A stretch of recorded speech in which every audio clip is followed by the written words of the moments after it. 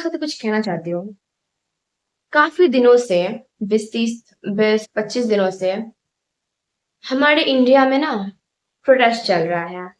सब जगह प्रोटेस्ट चल रहा है, बिहार में, जंतर-मंतर में, महाराष्ट्र में, यूपी में, पंजाब में, हर जगह प्रोटेस्ट चल रहा है। एंड मैं ना ये वीडियो बहुत पहले बनाना चाहती थी। But my mom was like, मेरी मम्मी डरती थी ये सोच के कि अगर मैं वीडियो बनाऊँगी and some word come and वो अगर मुझे नेगेटिव कमेंट करेगा या फिर मेरे लिए कुछ नेगेटिव बोलेगा, तो यू नो ना कि पेरेंट्स कितना डर जाते हैं इन सब चीज़ों से। एंड मैंने आज तक इससे पहले कभी इन सब तरीके की वीडियो नहीं बनाई है। मैं हमेशा चाहती थी कि मैं ना अपने अपने अपने कंट्री को खुल के सपोर्ट कर सकूँ।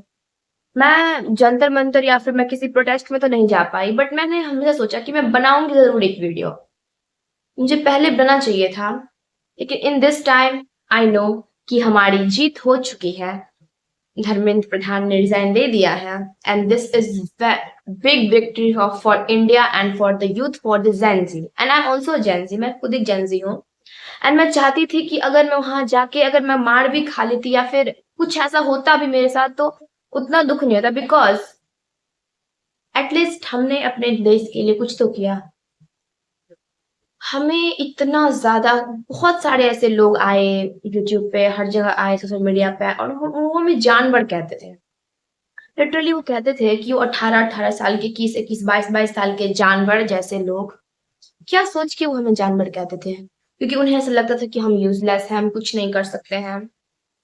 अब देखो कि हमने क्या किया, जेनजियो ने क्या करके दिखाया।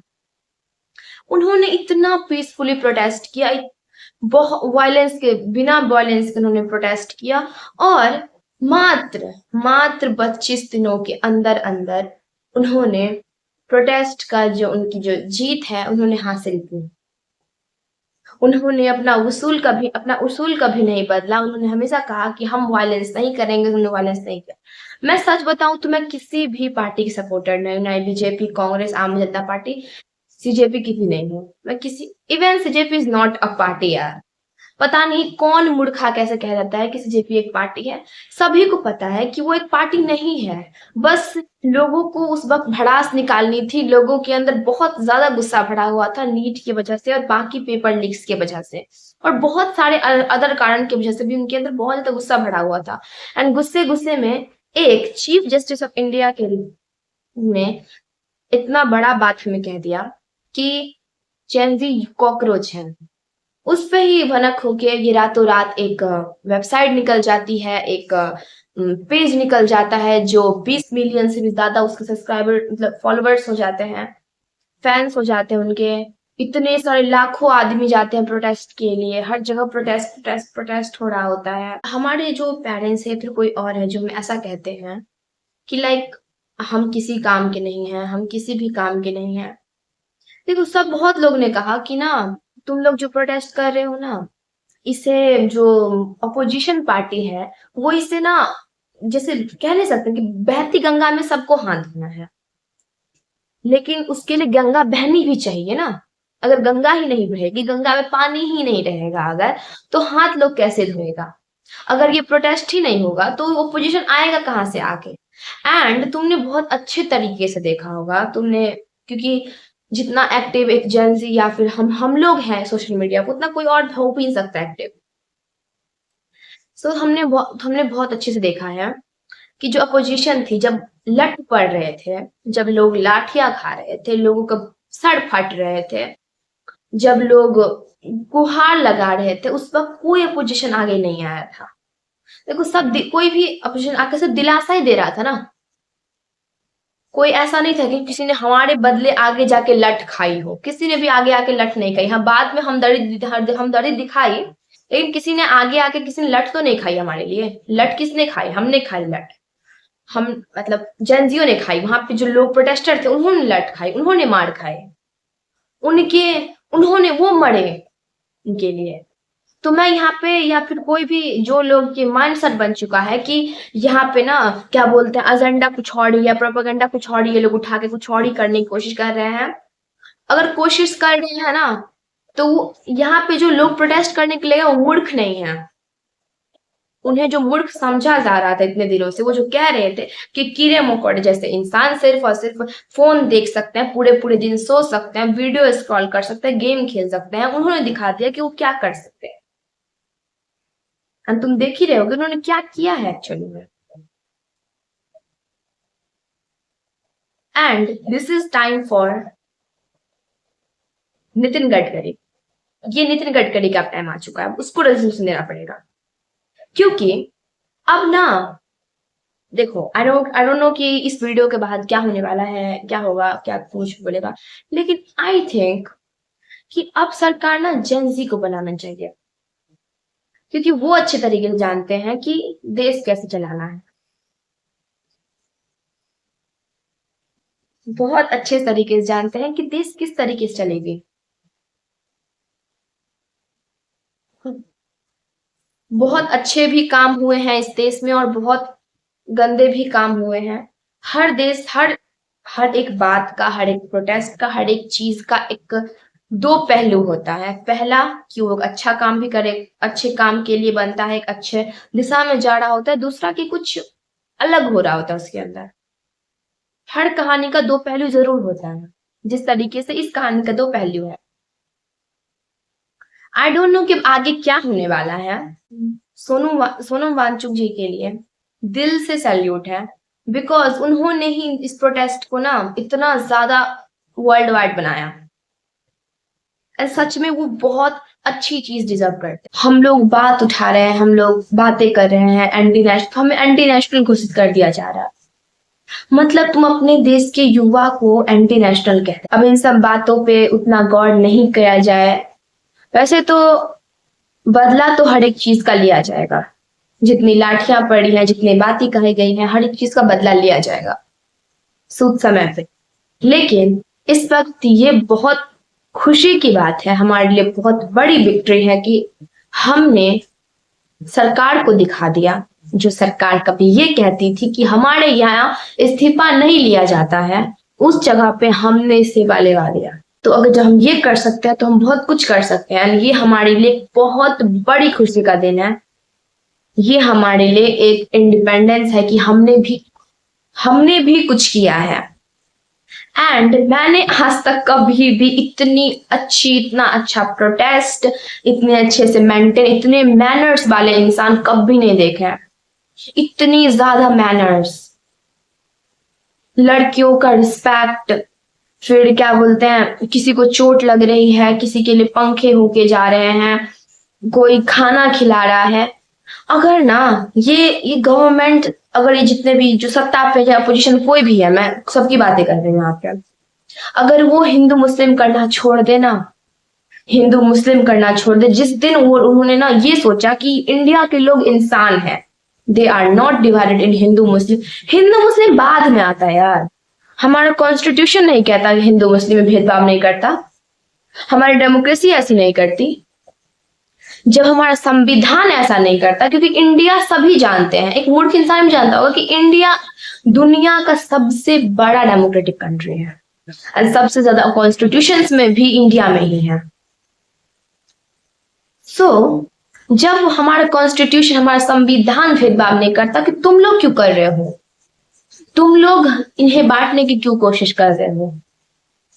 आंख खुली होगी तुम लोगों को जब देखा होगा कि जंतर मंतर पे इस प्रोटेस्ट में कैसे हिंदू मुस्लिम सिख ईसाई सब एक साथ मिलकर एक दूसरे को खाना खिला रहे थे, कितने अच्छे तरीके से एक साथ एक दूसरे को ट्रीट कर रहे थे। आसपास में भी ना एक ऐसा भी होता है कि लाइक ना कॉलोनी बाय कॉलोनी भी ना, मतलब बहुत सारे हिंदू मुस्लिम करके रहते हैं, कहाँ वो लोग एक दूसरे पे बम गिरा के फोड़ फाड़ के मर जाते हैं। जितना तुम लोगों ने हवा मचा रखा है कि नहीं हिंदू मुस्लिम ये है, हिंदू मुस्लिम वो कर देंगे, हिंदू मुस्लिम ये कर देंगे। आई डोंट नो कि तुम लोग की सोच कितनी इतनी घटिया कैसे हो सकती है।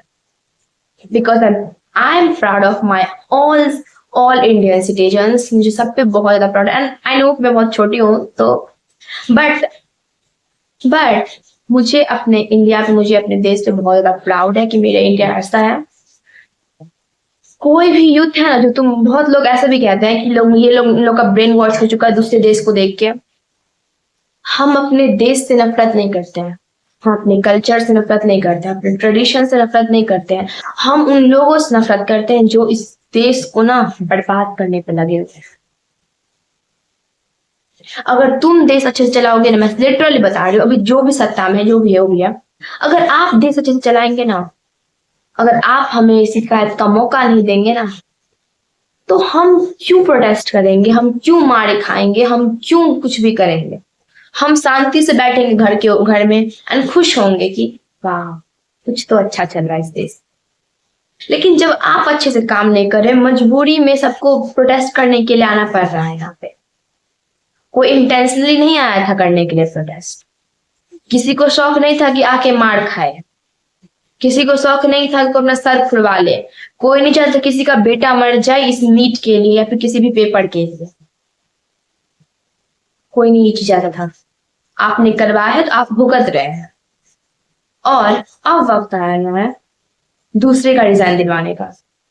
एंड धीरे धीरे करके ना सबको साफ कर दिया जाएगा, पत्ता पूरा साफ तो होके ही रहेगा, क्योंकि जब तक ये कटकीरे रहेंगे ना तब तक तो।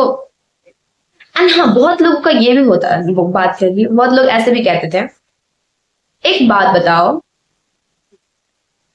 क्या कहते हैं, अगर मान लो हम धर्मेंद्र प्रधान का रिजिग्नेशन करवा देंगे तो क्या ऐसा हो सकता है कि वो रिजाइन कर देगा तो उसके बाद हर चीज मतलब सही हो जाएगी? ऐसा है कि तुम इस बात गारंटी दोगे कि दूसरा सरकार अच्छा होगा? ओए भले ही दूसरा सरकार कैसा भी आए, उसके बाद कैसा भी आए, एक अकाउंटेबिलिटी होती है। एक छोटा सा बच्चा भी ना, अगर 9th 10th पढ़ा होगा ना तुम लोगों ने, तो इतना तुम्हें पता ही होगा कि हमें पढ़ाया जाता है, हमें शुरुआत से पढ़ाया जाता है पॉलिटिकल साइंस में कि एक ना पॉलिटिकल पार्टी, एक गवर्नमेंट का ना क्या फंक्शन होता है, वो क्या करता है एक्चुअली में। वो एक ट्रांसपेरेंसी दिखाना चाहिए उसे, हर एक चीज हमें पता होना चाहिए गवर्नमेंट के बारे में, गवर्नमेंट अकाउंटेबल होना चाहिए। ये हमें ना छोटे बच्चे से पढ़ाया जाता है ये चीजें। और अगर तुम्हें ये चीज पता नहीं है, तुमसे बड़ा मूर्ख मैंने आज तक नहीं देखा। ये जेन्युइन बात है कि तुम्हें ये बात नहीं पता है, तुम्हें ये ऐसा लगता है कि हम गलत है, तुम्हें लगता है कि अभी भी लोग गलत हैं, तो मैंने तुम जैसा अंधा भक्त और सब मूर्ख इंसान आज तक नहीं देखा। और दूसरी बात, अगर दूसरा आएगा ना तो उस इंसान को डर लगेगा कि अगर मैंने अब कुछ गलत किया ना, तो जिस तरीके से पिछला वाला रेजिग्नेशन देके गया है, ये लोग तो मुझे मार ही देंगे, रिजाइन भी हटा ही दो, मार ही देंगे ये लोग मुझे। तुमने कभी फ्रेंच रेवोल्यूशन पढ़ा है? पता ही होगा कि लुई 16 के साथ क्या हुआ था, उसे गुलियोटिन पे सुला के उसे मार दिया गया था। एंड उसमें क्या बोलते, क्लास 10th में एक लाइन भी थी जो कहते थे कि ना इन लोगों को ना एक बार आजादी का स्वाद मिल गया है, अगर हम लोग चाहेंगे कि इन्हें दबा के रखने के लिए, हम इन्हें दबा के नहीं रख सकते हैं, इन्होंने स्वाद चख लिया है कि आजादी का स्वाद क्या होता है। अगर हमने फिर से इनके ऊपर पिछला कानून लागू करने की कोशिश की तो ये लोग हमें जिंदा जला के मार देंगे। वैसे हम मारेंगे तो नहीं, इतने भी घटिया नहीं है हम, बट हाँ, हम तुम्हें सत्ता जरूर हटवा सकते हैं प्रोटेस्ट करके। सो बी केयरफुल, बिकॉज ये तुम्हारे लिए बहुत ज्यादा जरूरी है। And I am very happy and congratulations to all of you जिन्होंने अपना बहुत बड़ा हिस्सा, बहुत ज्यादा कंट्रीब्यूट किया है ये प्रोटेस्ट में। Thank you to all of you, because आप लोगों ने हमारा फ्यूचर बचाया है।